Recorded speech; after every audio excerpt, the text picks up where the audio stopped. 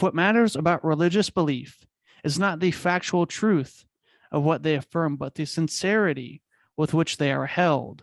If religious belief is a matter of personal inward experience rather than an account of what is objectively the case, then there are certainly no grounds for thinking that Christians have any right, much less any duty, to seek the conversion of these neighbors to the Christian faith.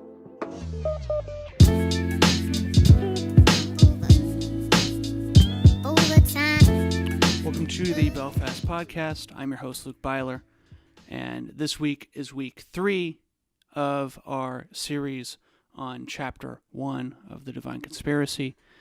This week, we get a little further from Willard, although we have a very important reading of that chapter at the end of this episode here by Daniel that I think ties a lot of what we're saying together.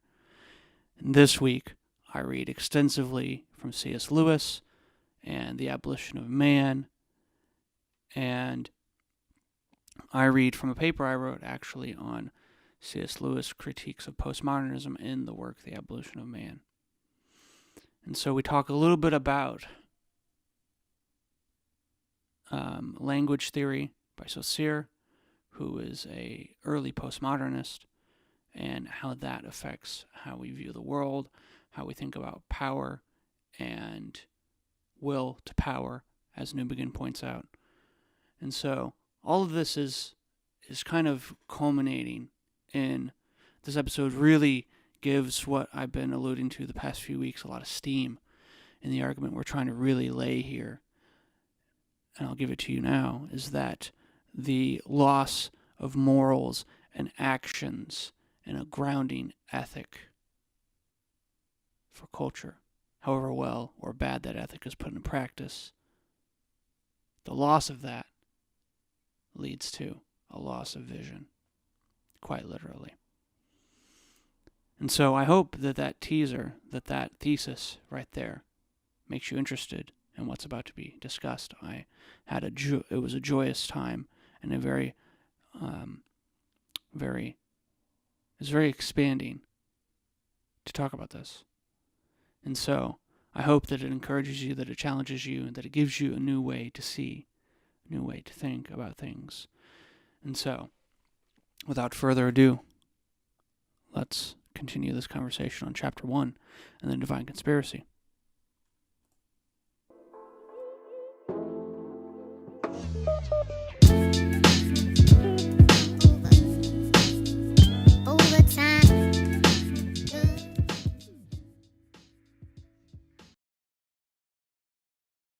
Assumption that if you did this and you just did mission, that then it would re-energize Christians, it would bring alive their faith, and it would sort of bring the church back to its sermons. It was postmodernism was hitting, and there's books about that. And so, the question is, okay, well, how do we incarnate into postmodern or Gen X culture? And he's talking about how do we, be the church, preach the gospel in a postmodern, post-Christian society. I planted this congregation, and we didn't have singing, we didn't have sermons, it was conversation, clips from The Simpsons. We didn't have a front. I was very much influenced by some of the alternative worship stuff that was happening in the UK. Sitting around, Totally. And so it was this attempt to then use the cultural forms. I was using the framework of missiology. But the thing that I missed was that there was an assumption that if you did this and you just did mission, that then it would re-energize Christians, it would bring alive their faith, and it would sort of bring the church back to its core purpose. Now, I do believe that mission is one of the core purposes of the church, but the model then of the three cultures is the idea that the third culture actually is not a pre-Christian culture. So it's not we go from 1, a pre-Christian culture, then 2, sort of a Christianized Christendom culture, and then now we return back to culture 1. Yeah, that's not it. That's not an option. Exactly. What it is actually we're turning to culture 3, which can look tribal, it can look pagan, but it's not. What it is a culture that's defining itself against Christianity, wants some of the fruits of Christianity, whether it knows that or not, consciously, and therefore has a corrosive and caustic effect. So the science of missiology taught people in Christian culture not to colonize people in culture one when they're communicating the gospel to them. But what I realized was happening was that as I was in culture two, incarnating and using cultural forms to speak to culture three, a post-Christian culture, that it was colonizing us. Okay, so this is huge. And I think the idea that you're getting at has so many implications for church, for life, for following Jesus. You're saying, let me make sure I hear you right, that if you're coming from a Christian or a Christianized culture to a pre-Christian culture, so say you're a missionary from England in 1894 to, Uganda, I think it was called Rhodesia or whatever it was called at the time, or today you go as a missionary to somewhere in the Muslim world or to Indonesia, somewhere like that. The danger is that you colonize the culture. Yes. That as you bring the gospel of Jesus, you also bring American values, how we dress, how we eat, our moral, our political, our whatever values that may or may not line up with the way of Jesus, and you colonize the culture in ways that don't celebrate the good and the beautiful and the true in that culture. The danger if you're coming from a Christian or a Christianized culture to a post-Christian culture, which is a Portland, which is most of America right now, which is 2017 across the Western world, is actually very different. The danger is not that you colonize. The danger is that you are colonized by the culture. Yes. That you go out with the gospel of Jesus, and instead of influence, you are influenced. You actually are, instead of shaping, you are shaped. There are all sorts of implications for this. So am I hearing you right? Is that kind of the... So the point being made, and we kind of talked about this subtly, is that the new culture on the scene is the one colonizing the previous culture. Mm-hmm. Now, this is obviously true of culture two to culture one, right? We've seen many years of history where the West colonized the rest of the world. And with that, it brought along oftentimes Christianity. Mm-hmm. Now, this tension between bringing Western culture and bringing Christianity, a lot of the times that was conflated, and those two things were seen as the same thing. Now, retrospectively, we've come to the realization that we need to reframe that, and we don't need to associate Western culture and Christianity synonymously. Though I think, as we've talked about, certain aspects of Western culture have inherently been shaped by Christian principles that kind of undergird the whole system. That said, we need to be precise in our missioning. That way we are bringing the gospel, not Western culture itself. Then, in our current situation, the new danger becomes, are we being colonized as Christians by this third culture that has arisen? And is this colonization going to overrun our value structure? And I use that specifically, right, because we've been talking about your coworker, right? My mom likes to pray. I like to meditate and do yoga. Because we have, and this, I don't want to, I guess I'll be the first person to say it on the podcast, even though this is the term you coined when we were talking 2 days ago. So full credit to you. It becomes a pluralistic heresy, right? To proclaim that, no, there's actually a superordinate reality. Yes. That is something we must contend with. That isn't just, oh, it's a good option if you do this or that. Oh, you can take Jesus or leave him, but it won't matter in the end. And so to say, no, this is good news. This is something that has happened in the world that you have to contend with. That's a heresy against this new pluralistic framework that has become predominant in our postmodern culture. And we have lost a lot of that grounding This is something I think that'll be interesting to talk about in a couple of weeks. But the culture 2, a lot of the values have been carried forward, right? Kingdom without a king. But because culture 3 is now predominant, culture 2 is seen as the immorality.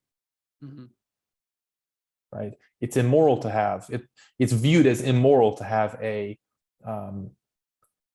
traditionally Christian sex ethic. It's viewed as immoral to have certain values pertaining to the way people should interact with each other. And I mean, we could have a long list of ways in which that happens, but it's no longer, oh, you're just the weird one on the outside. It's now, you're the bad guy. You're the pagan, Mm-hmm. and I'm the saint trying to missionize to you. We'll get there. So, yeah, but I digress. And I wanted, as you were saying, I was thinking, a lot of what people decry in the loss of culture 2 is moral structures, as Peterson is pointing out here. But the deeper thing I think he's critiquing, and probably why he's as popular as he is,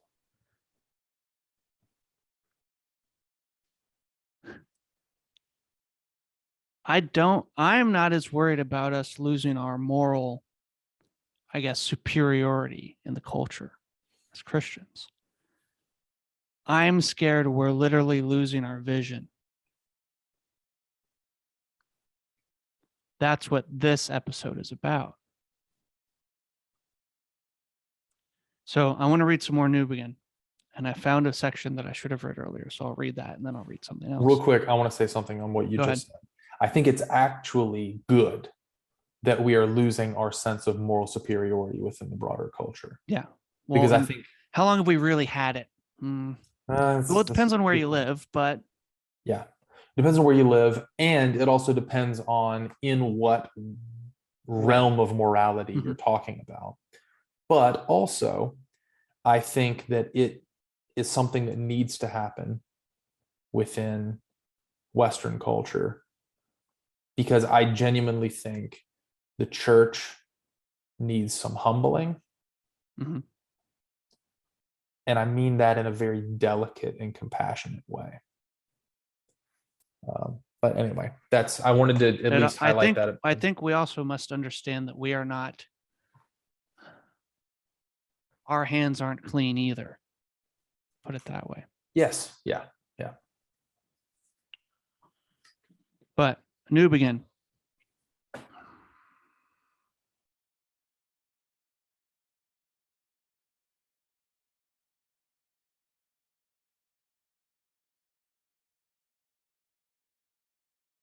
Okay. I should have read this at the beginning, but I totally forgot about it. So here we are. This is in the first chapter. This is just page 6. He says, however grievously the church may have distorted and misused the concept of dogma in the course of history, and it has indeed done so grievously, to your point just now, the reality which the word designated is present from the beginning and is intrinsic to the gospel. Something radically new has been given, something which cannot be derived from rational reflection on the experiences available to all people. Jordan Peterson to Sam Harris. It is a new fact to be received in faith as a gift of grace. New fact. And what is thus given claims to be the truth, not just a possible option. It is the rock which must either become the foundation of all knowing and doing, or else the stone on which one stumbles and falls to disaster.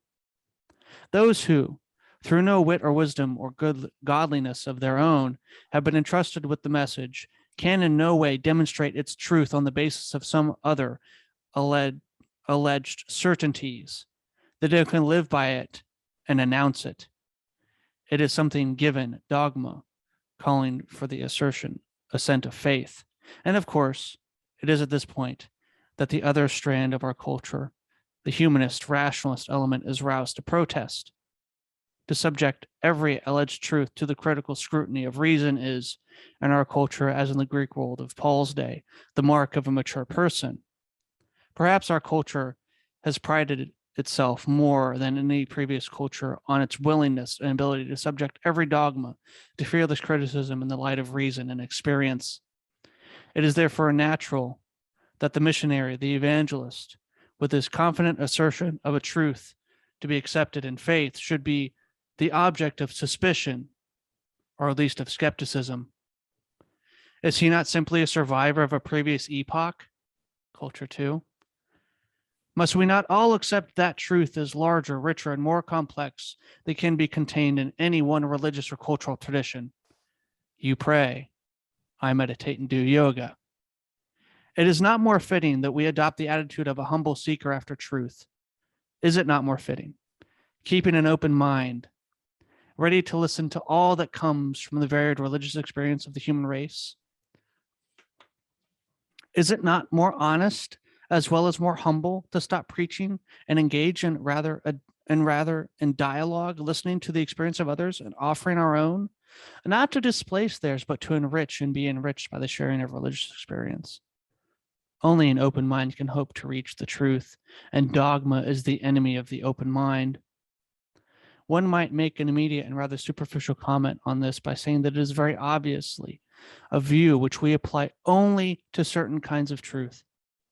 In spite of the enthusiasm of many educational experts for encouraging their pupils to have an open mind and to make their own decisions about truth, a teacher who asks her class whether Paris is the capital of France or Belgium will not appreciate the child who tells him that he has an open mind on the matter. The principle of pluralism is not universally accepted in our culture. It is one of the key features of our culture, and one that we shall have to examine in some depth, that we make a sharp distinction between a world of what we call values and what we call facts. In the former world, we are pluralist. Values are a matter of personal choice, and the latter we are not. Facts are facts whether you like them or not. It follows that in this culture, the third culture, the church and its preaching belong to the world of values. The church is among the good causes which must be supported by good people, and without this support it will collapse. The church is not generally perceived as concerned with facts, with the realities, and listen to this. The church is not generally perceived as concerned with facts, with the realities which finally govern the world and which we shall in the end have to acknowledge whether we like them or not. Well, I thought every knee would bow and every tongue confess that Jesus Christ is Lord. It is the cultural milieu, the confident announcement of the Christian faith, sounds like an arrogant attempt of some people to impose their values on others, the will to power. As long as the church is content to offer its beliefs modestly, as simply as one of the many brands available in the ideological supermarket, no offense is taken. But the affirmation that the truth revealed in the gospel ought to govern public life is offensive. And then I wrote in the margin, news, not advice.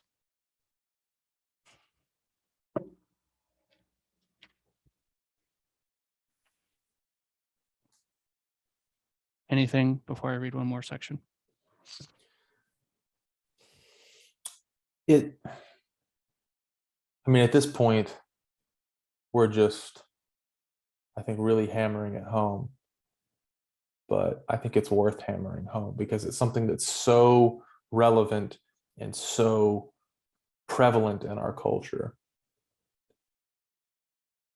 This is something that I want you to listen to. And then next week, 2 weeks from now, 3 weeks from now, you'll say, I see it everywhere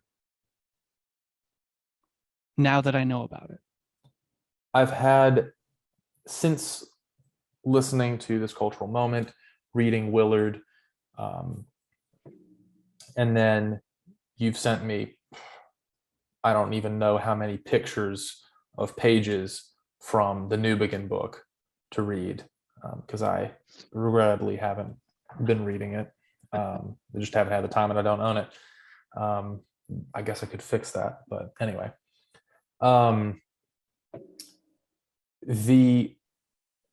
Since all of that, my engagement with Christian culture has shifted yet again, because I think we understand ourselves as giving good advice. And I think that's a shame. I also think that when we see ourselves correctly as bringing news, we bring that news poorly. And so it's something good. Why? What is it news? What makes it good? Mm-hmm. And so this is why I kept saying, this is why I said the other week, and you might think whenever that gets posted, then, oh, is Luke really a Christian? But I keep asking myself as I'm driving now, reading Newbigin, rereading Divine Conspiracy, reading Wright's book on news is like, okay, do I act as if this is a reality with which I have to contend, or do I just think I'm out here giving people good advice for their life? I'm giving people an interesting way to think about the spiritual world. Well, and that right there is the question I think we're trying to get people to ask about themselves, because I've had to have the same question. I've had to ask myself, okay, am I actually living in a way that treats this as good news and not just a good way to go about living? And I think for a long time, if I'd had the language to express my beliefs on the matter, I should have been saying I thought it was advice. I think I'm getting to the point now, because of having this language, that I can say, no, I do genuinely think it's news. But there are still parts of it that I struggle with. And that's the thing that we have to keep coming back to is, I think there's grace for when we take it as advice and not news.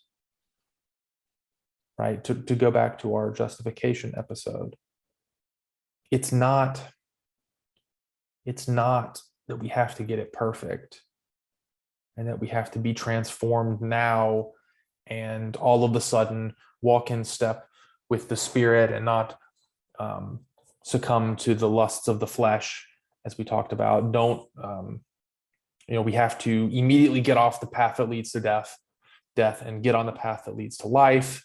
And failure to do that means you're ruined, or failure to stay on the path. I think there's grace here, but it's a question worth asking. And it's a question that until a month ago, I hadn't even known to start asking. If I were to show you this book, especially the first 2 chapters, I quite literally have almost no pages that don't have lines or blocks or underlines or notes in the margin. It took me an hour to read the first chapter. It's 15 pages. It's not that long. Newbigin's writing isn't that complicated. But this was a book, and he wrote this in the 80s. Let's see. 1989. Willard wrote Divine Conspiracy, I want to say the year after I was born. So 90s.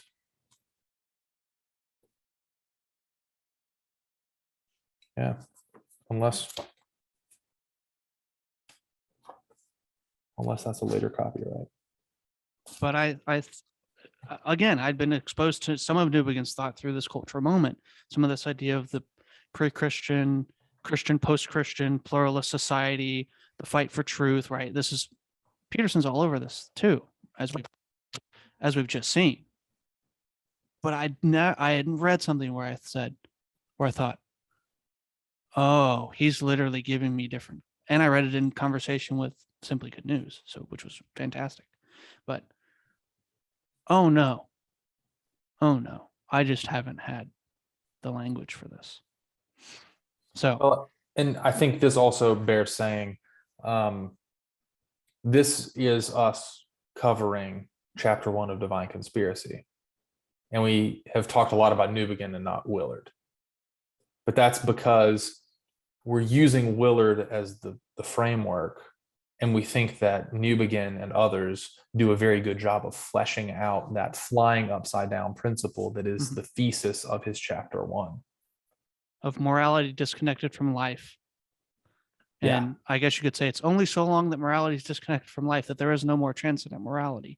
It's just your life. Yeah. Yeah.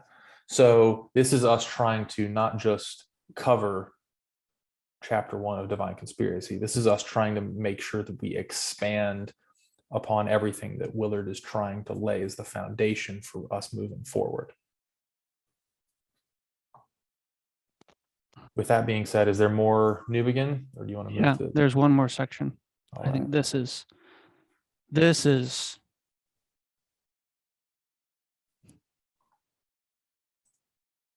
What do you say to your coworker? Oh, well, as long as it leads to the same outcome. What I believe, what you believe is really, which is funny, right? As long as you're a good person.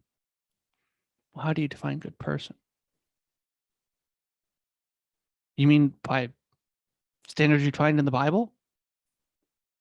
Sounds pretty Christian to me. By the prominence of the second culture?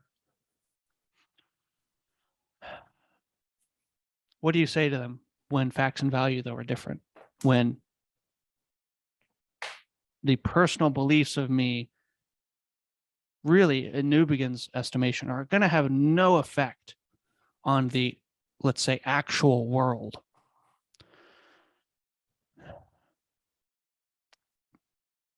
This is at the end of the second chapter, The Roots of Pluralism. He says, there is one particular aspect of pluralism which has become very important for people in the Western world during the past 30 years. Although the world has been a religiously plural place for as long as we know anything of the histories of religions, most people, for most of history, have lived in societies where one religion was dominant and others were marginal.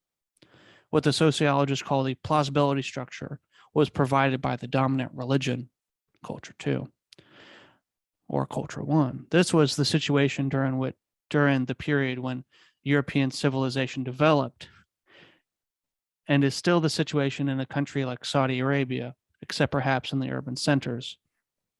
But in the past 30 years, European peoples have become accustomed for the first time to the presence in their midst of a large number of peoples of other faiths. It has not taken long for them to discover that many of these Hindus, Buddhists, Sikhs, and Muslims are devout and godly people, whose religion means much more to them than Christianity means to the majority of Europeans. If what matters about religious belief is not the factual truth of what they affirm, but the sincerity with which they are held, if religious belief is a matter of personal inward experience rather than an account of what is objectively the case, then there are certainly no grounds for thinking that Christians have any right, much less any duty, to seek the conversion of these neighbors to the Christian faith. Why do you feel that tension? Well, that right there. If religious belief is a matter of personal inward experience, my personal salvation, filling of the Holy Spirit, rather than an account of what is objectively the case, the good news of Christ, then there are certainly no grounds for thinking that Christians have any right, much less any duty, to seek the conversion of their neighbors to the Christian faith. To try to do so is arrogance, since the interreligious issue is usually compounded by the interracial issue, and since we are aware of the racism which infects us so deeply, there are the strongest emotional reasons for regarding a religious pluralism as something to be accepted and welcomed. The Christian faith, and here's the consequence,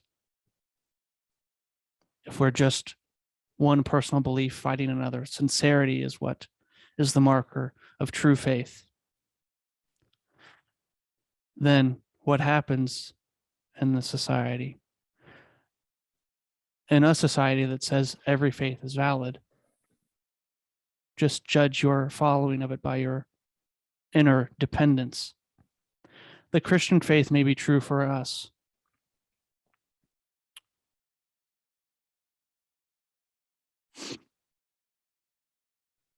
The Christian faith may be true for us. It is not necessarily true for everyone. To confess Jesus as Lord and Savior and to worship him in language that we use in church is quite proper as an expression of our devotion.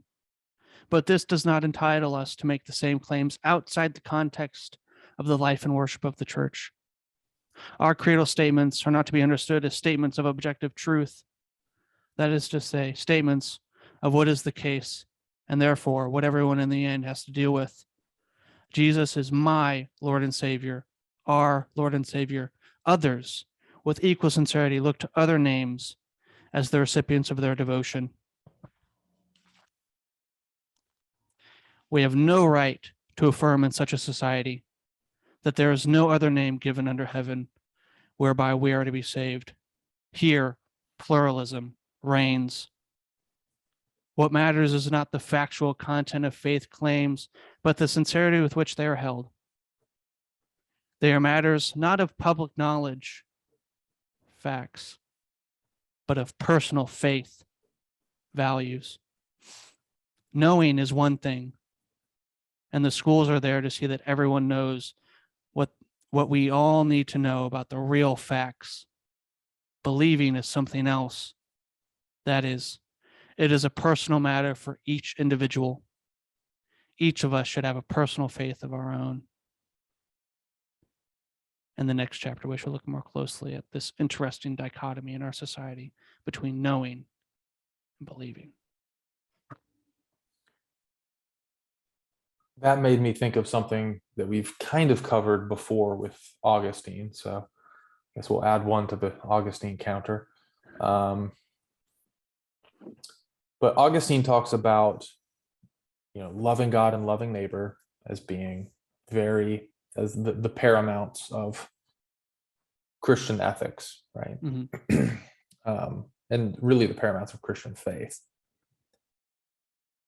But he also talks about how we need the rest of the Bible to show us how to do that properly, because there's a proper way and an improper way to go about doing that.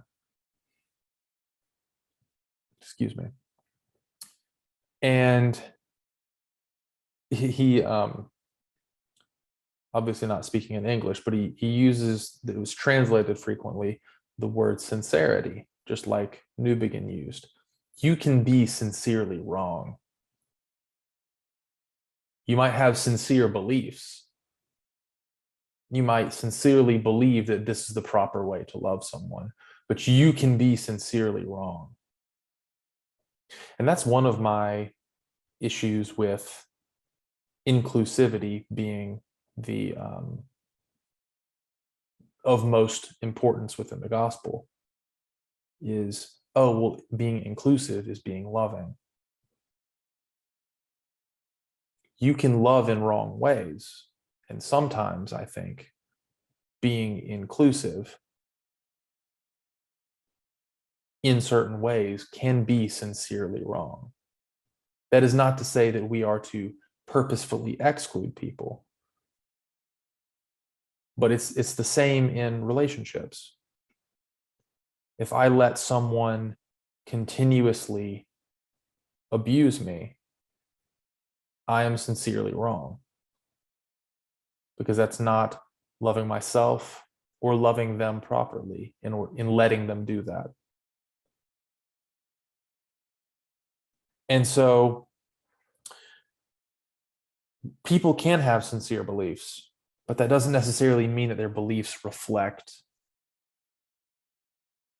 the good news, the truth that exists, and so on and so forth. And I think the temptation within a pluralistic culture is to not acknowledge that, because that would be pluralistic heresy. And That's what the third culture is all about.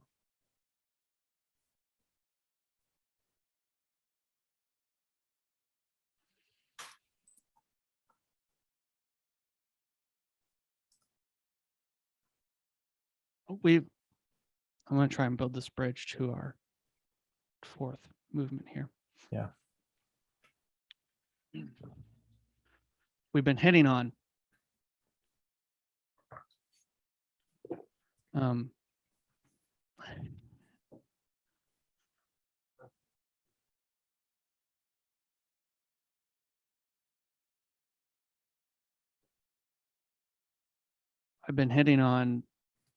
well, let's start here.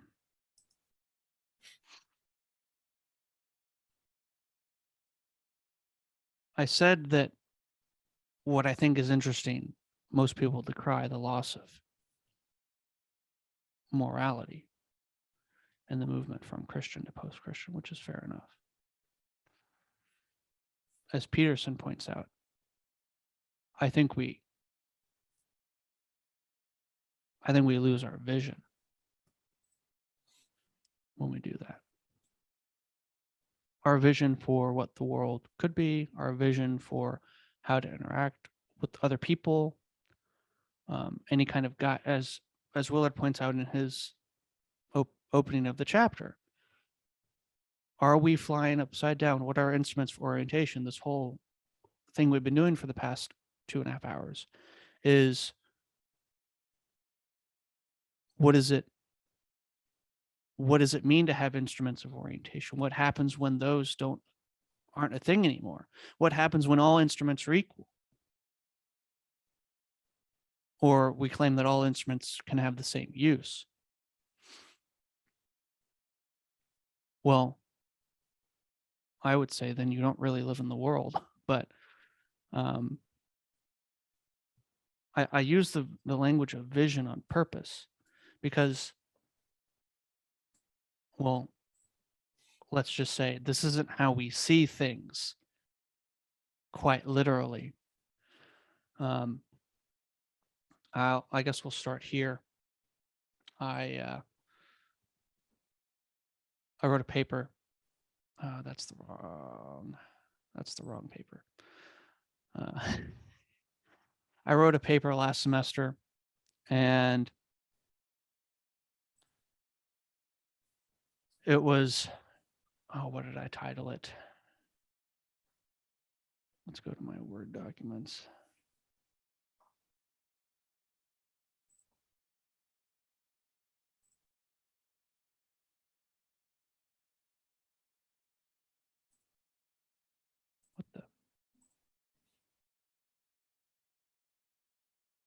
Okay, this was for my apologetics class last semester, and it was titled Postmodernism's Perception Problem.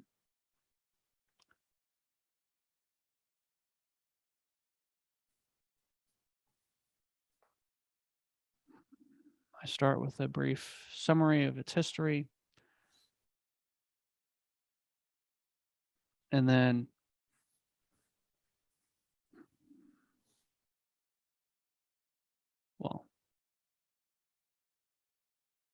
I talk about Saussure, Ferdinand Saussure, and you get some more developed, some more sophisticated versions of this later in postmodernism. He was one of the founders of postmodern thought, and he says, basically, he created the categories of sign and signified in language, and he said, well, there's the sign, the word you use, and then the thing that it signifies, the, let's say, object that you are pointing at when you say that word.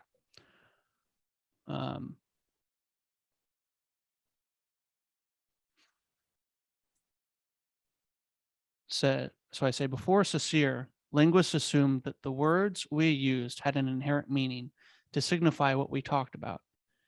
And I use the example, if one were to talk about God, it would be assumed that they were talking about a person, a transcendent being, as God, is known to be those things. Saussure would say this notion of communication is untrue. In his theory, there are two major distinctions: the sign, the word, and the signified, the thing that is being related or ordered. I use those words on purpose. Again, I use those words on purpose. In his thinking, it is only upon tradition or agreed upon connectivity that there is a relationship between these two things. God may only be called God because we have an agreed upon tradition in the West about what the sign is signifying. And this may be partially true, especially when talking to someone from the East, who is Muslim or Hindu.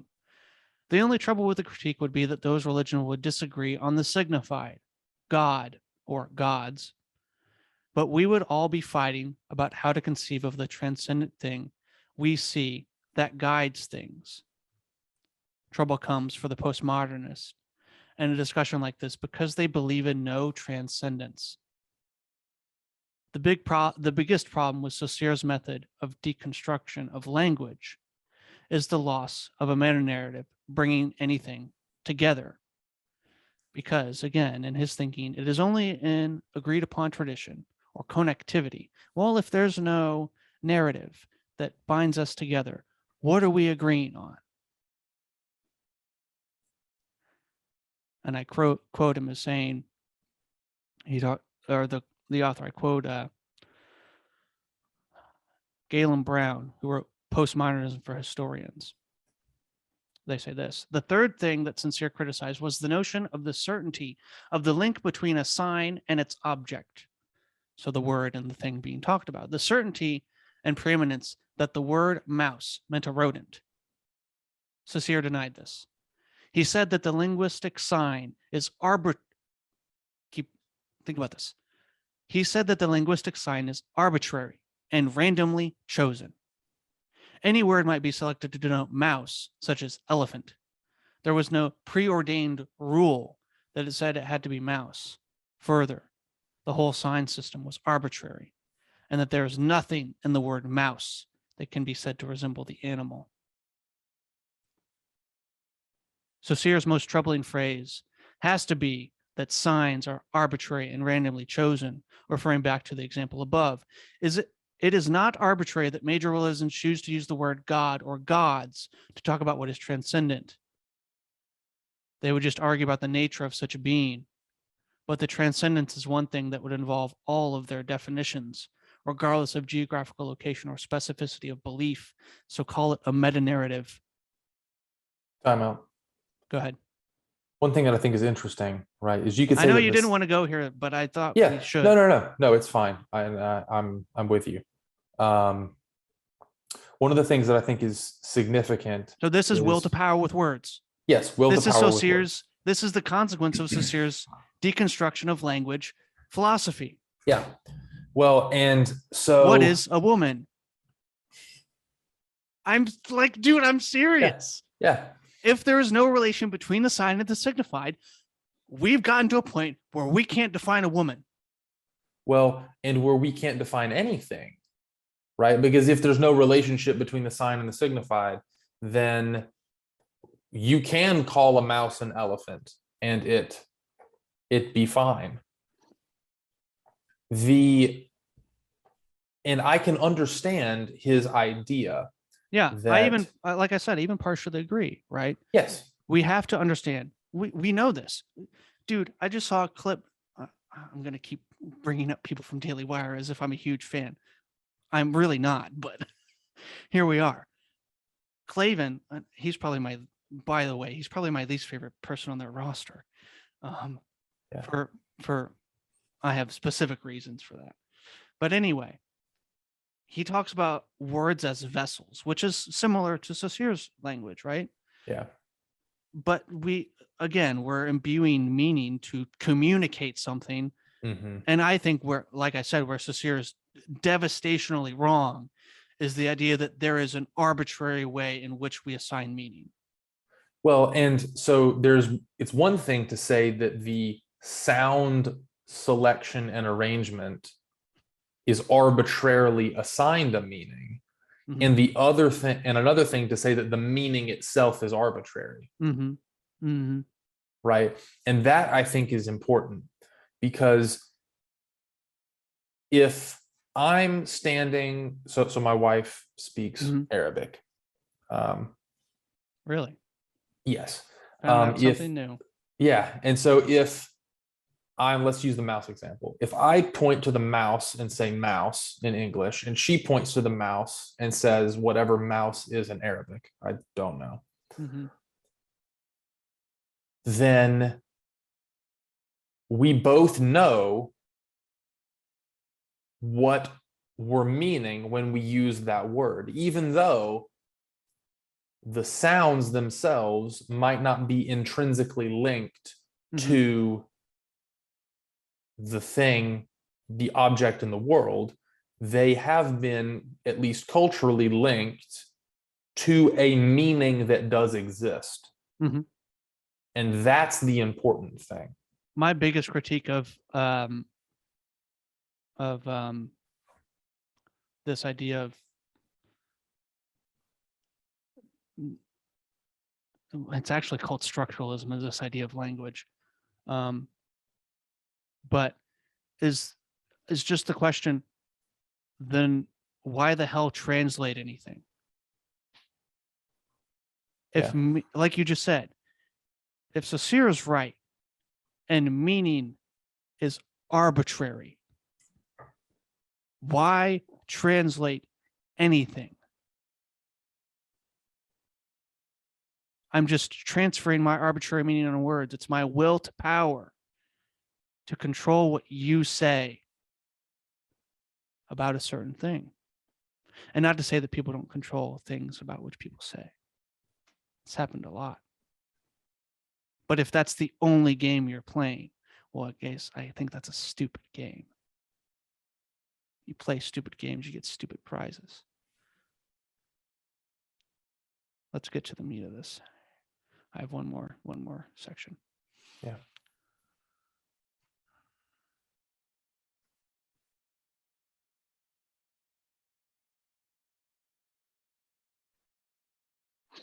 In his book, I had to bring in Peterson. In his book, 12 Rules for Life, Jordan Peterson has a rule about speech, chapter 10, called Be Precise in Your Speech.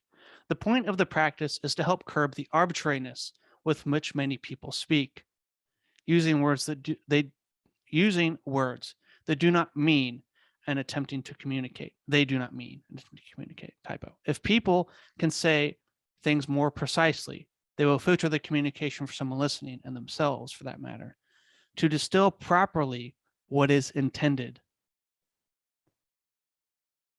All of this does not work in a postmodernism frame. If signs as signified are just games with words, and then games for the powerful to use words and other things in ways they want, what would be the point of trying to communicate anything at all, if only for power? It certainly wouldn't be clarity. And clarity to what end? If there be nothing that unites us, no underlying meta-narrative being pointed at, like I just said. And so here's a quote from Peterson's chapter 10. We don't see valueless entities and then attribute meaning to them, so it's not arbitrary. We perceive meaning directly. We see floors to walk on, doors to duck through, and chairs to sit on. It's for the reason that a beanbag and a stump both fall into the latter category, despite having little objectivity in common. Chair, we've used this example before. We see rocks because we can throw them, and clouds because they can rain on us, and apples to eat, on automobiles for other people to get in our way and annoy us. We see tolls and obstacles, not objects or things, or tools and obstacles. That's also another typo. We see tools and obstacles at the handy level of analysis that make them most useful or dangerous. We'll keep that. I'll read that again at some point. Given our needs, abilities, and perceptual limits, the world reveals itself to us as something to utilize and something to navigate through, not as something that merely is.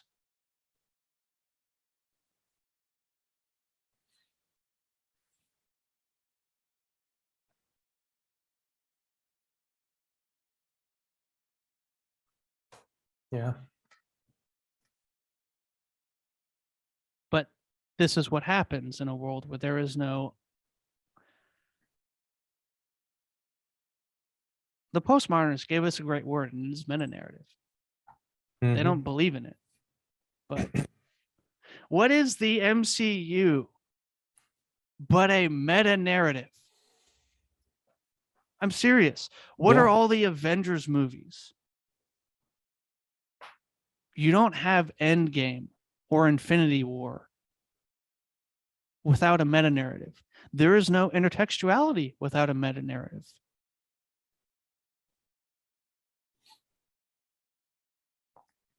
We lose our vision, literally, because this is how we see the world.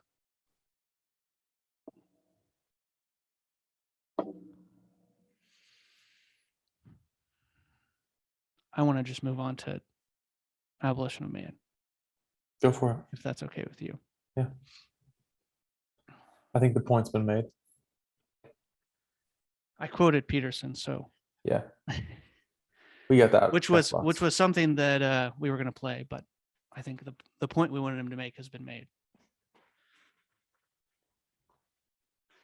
I've read this before. I'll read it again.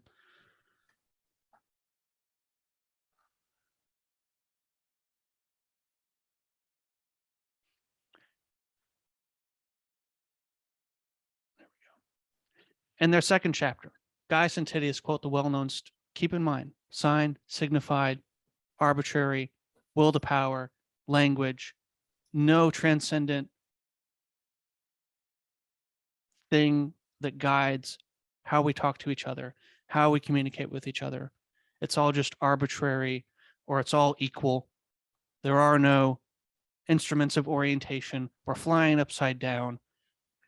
Or the third culture just smashing against the second culture, winning the kingdom without the king. Good news or advice. In their second chapter, Gaius and Titius quote the well-known story of Coleridge at the waterfall. You remember that there were two tourists present. The one called it sublime and the other pretty, and that Coleridge mentally endorsed the first judgment and rejected the second with disgust. Gaius and Titius comment as follows. When the man said, "This is sublime," he appeared to be making a remark about the waterfall. Actually, he was not making a remark about the waterfall, but a remark about his own feelings. What he was saying was I have feelings associated in my mind with the word sublime. I have feelings associated in my mind with the word sublime. I am signifying this thing arbitrarily because of how it makes me feel. Or shortly, I have sublime feelings. End quote from Gaius and Titius. Here are a good many deep questions settled in a pretty summary fashion, but the authors are not finished. They add, quote, this confusion is continually present in language as we use it. We appear to be saying something very important about something, and actually we are only saying something about our own feelings. Before considering the issue really raised by this momentous little paragraph, designed, you will remember, for the upper forms of school, values or facts. What are you talking about? We must eliminate one mere confusion into which Gaius and Titius have fallen, even on their own view, on any conceivable view. The man who says this is sublime cannot mean I have sublime feelings, even if it were granted that such qualities as sublimity were simply and solely projected onto things from our own emotions. Yet the emotions which prompt the projection are the correlatives, and therefore almost the opposite of the qualities projected. The feelings, and if you want me to stop, just tell me, which make a man call an object sublime are not sublime feelings, but feelings of veneration. If this is sublime, is to be reduced to at all to a statement about the speaker's feelings, the proper translation would be, I have humble feelings. If the view held by Gaius and Tithys were constantly applied, it would lead to obvious absurdities. It would force them to maintain that you are contemptible means I have contemptible feelings, not you act in a contemptible way. Because again, in the words we use, there's a disconnect between our morals and our actions. So therefore, how can I make a moral judgment about you? In fact, your feelings are contemptible means my feelings are contemptible. But we need not delay over this, which is the very pointus asorium of our subject. It would be unjust to Gaius and Tithys themselves to emphasize what was doubtless a mere inadvertence.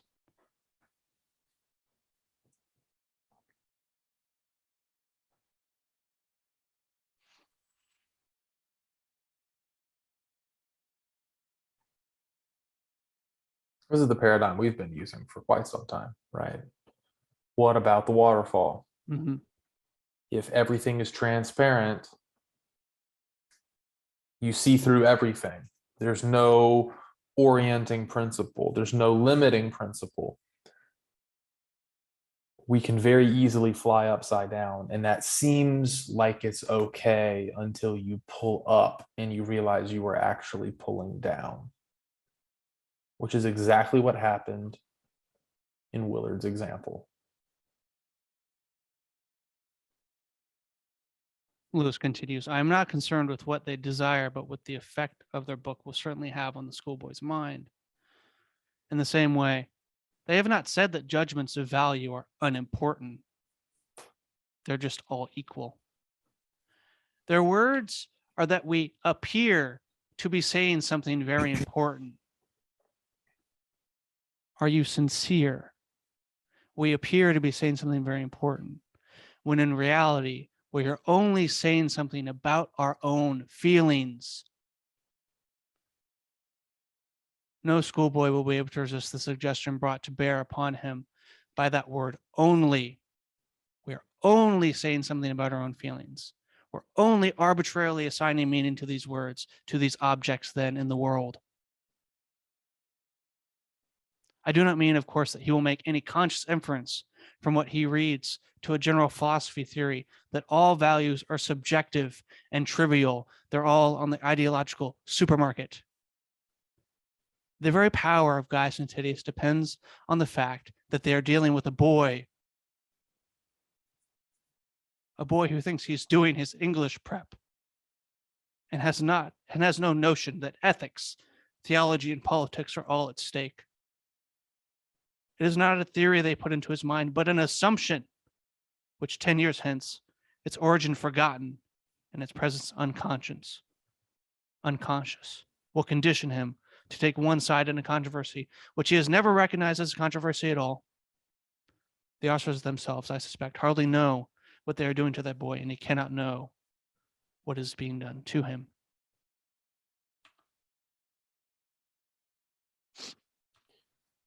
And that, I think, is a really good point, because we exist in talking about this cultural moment, right?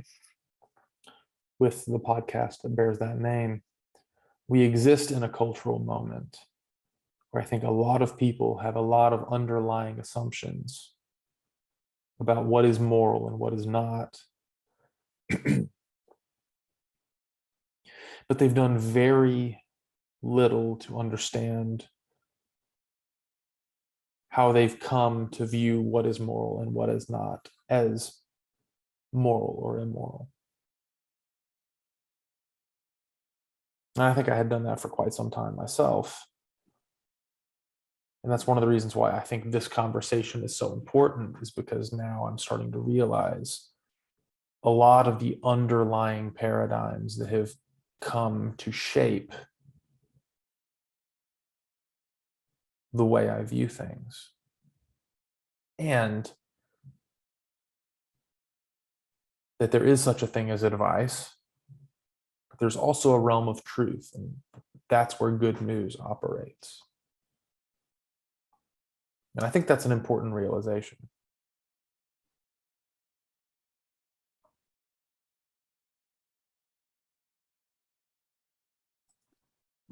Okay. I have one more, maybe. Just, I don't know. I think with what you just said, I think Lewis makes this point. Makes Newbigin's point again. So here I'm not just getting this from one person. Over and again stands the world of the Green Book, Gaius Antidius's book. In it, the very possibility of a statement being reasonable or even unreasonable has been excluded from the outset.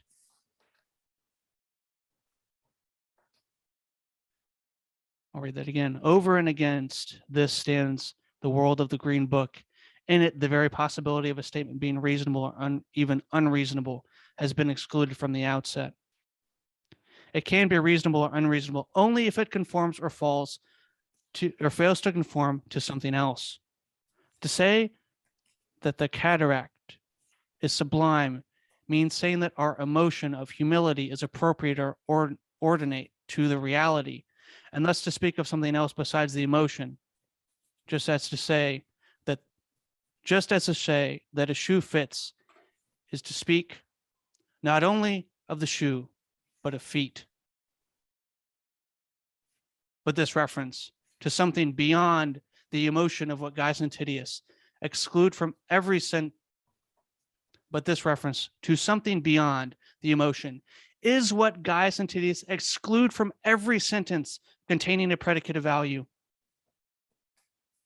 There is no objective. There is no transcendence. There is no meta-narrative. Such statements for them refer solely to emotion. Now, the emotion, thus considered by itself, cannot be regarded in agreement or disagreement with reason. It is irrational, not as a paralogism is irrational, but as a physical event is irrational. It does not reside even to the dignity of error. On this view, the world of facts without one trace of value and the world of feelings without one trace of truth or falsehood, justice or injustice, confront one another, and no rapprochement is possible. And all the time, such is the tragic comedy of our situation, we continue to clamor for those qualities which we are rendering impossible. We'll get back to that. You can hardly open up a periodical without coming across the statement that what our civilization needs is more drive or dynamism or self-sacrifice or creativity.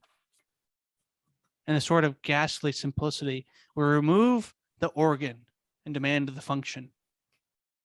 We make men without chest and expect of them virtue and enterprise. We laugh at honor and are shocked to find traitors in our midst. We castrate and bid the gildings be fruitful.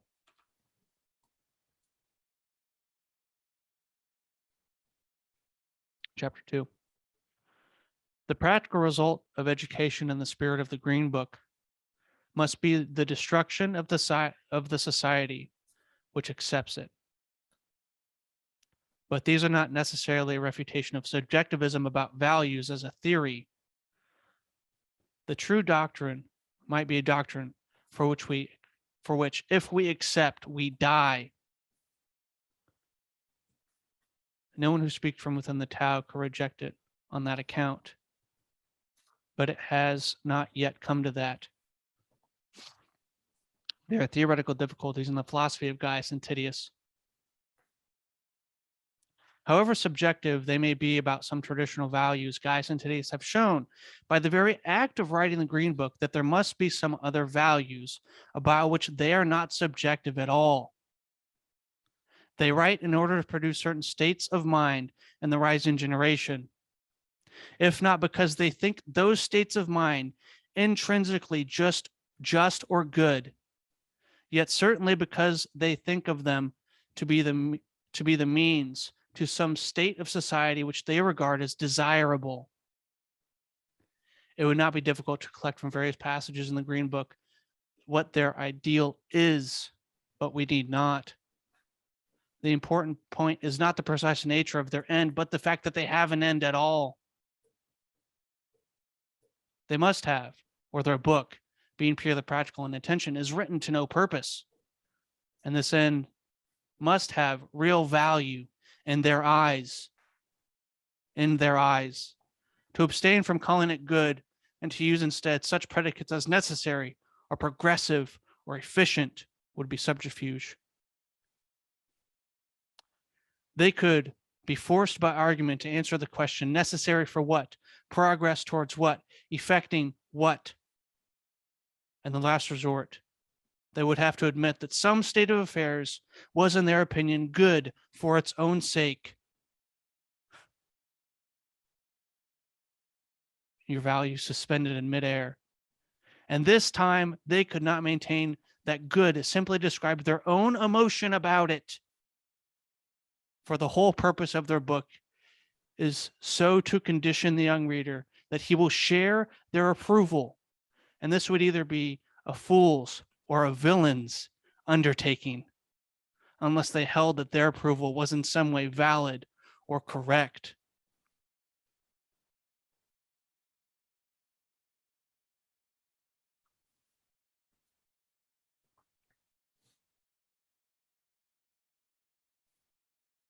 I'm done. So, a couple of things.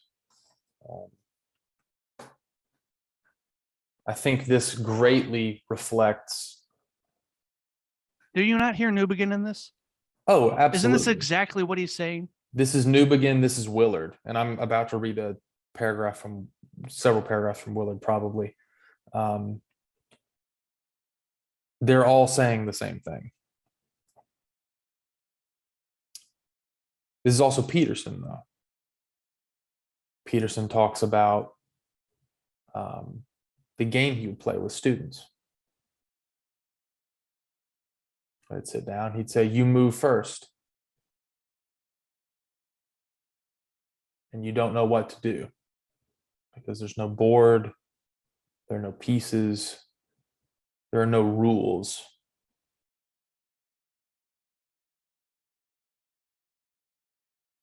And so you have nothing you can do. You need the object. And sure, you can say the rules are my will to power. Or you can recognize that the pieces and the board are actual objects that exist in the world. Or even if your rules are a will to power, isn't your statement that your rules are just will to power mean that you think you have a better idea of what the rules could be, so you're willing your power over you?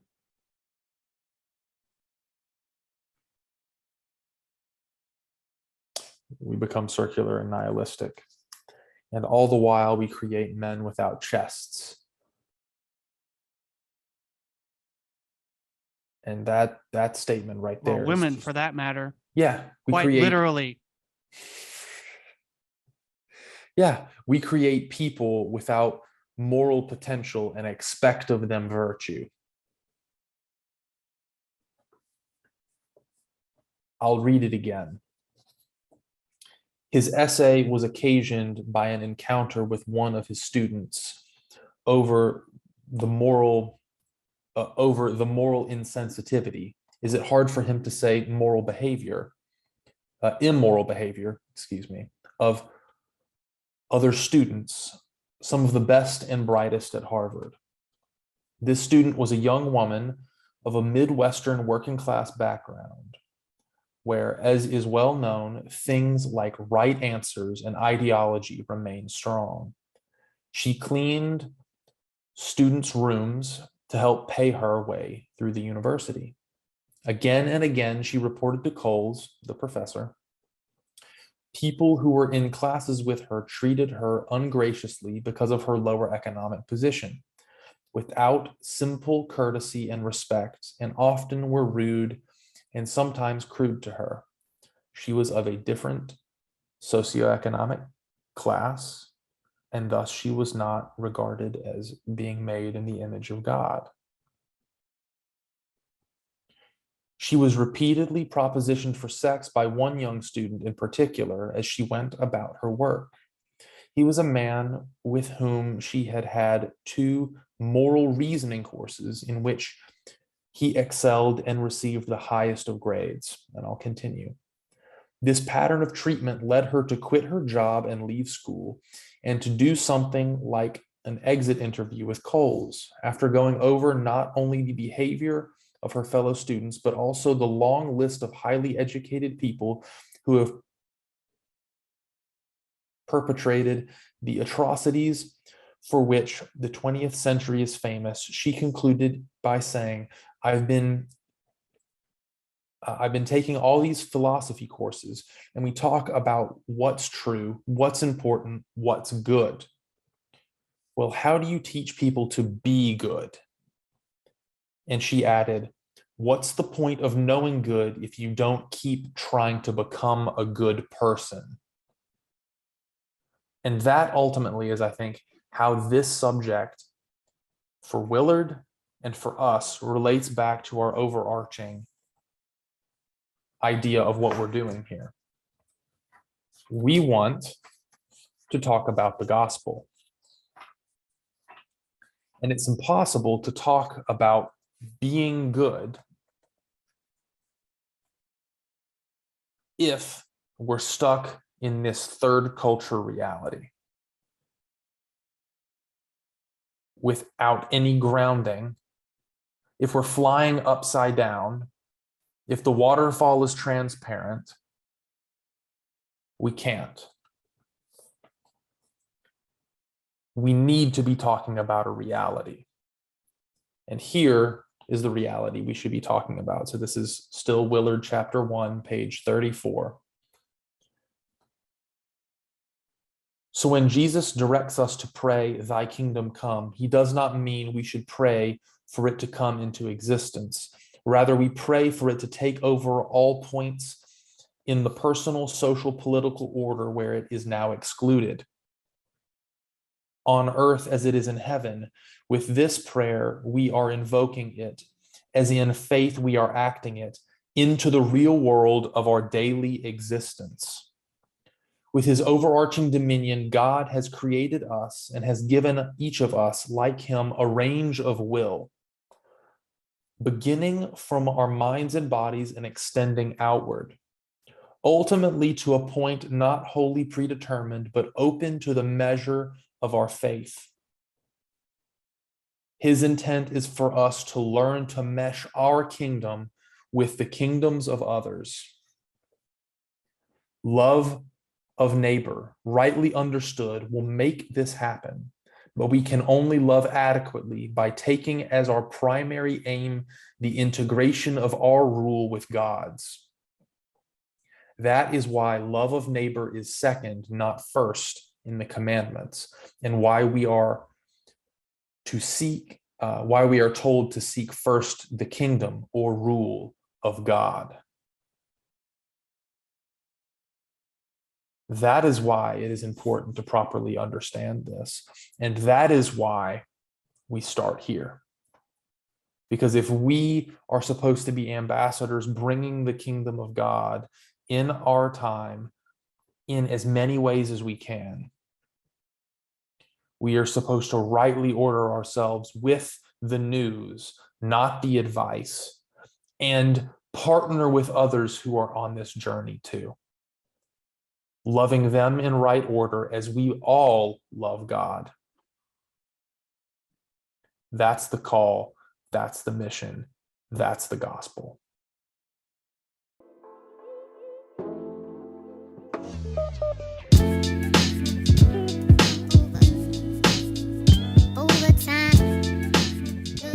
As always, thank you very much for listening to the Belfast Podcast here. I really hope that you enjoyed the episode, that it was fruitful, that it was challenging. We have one more here to go on chapter 1. Wrapping up a lot of the things that have just been said. I'm going to link back to Peterson, a conversation he had with Jonathan Peugeot, and this idea of vision and language, ascending the mountain of God, ascending the mountain to get clear vision.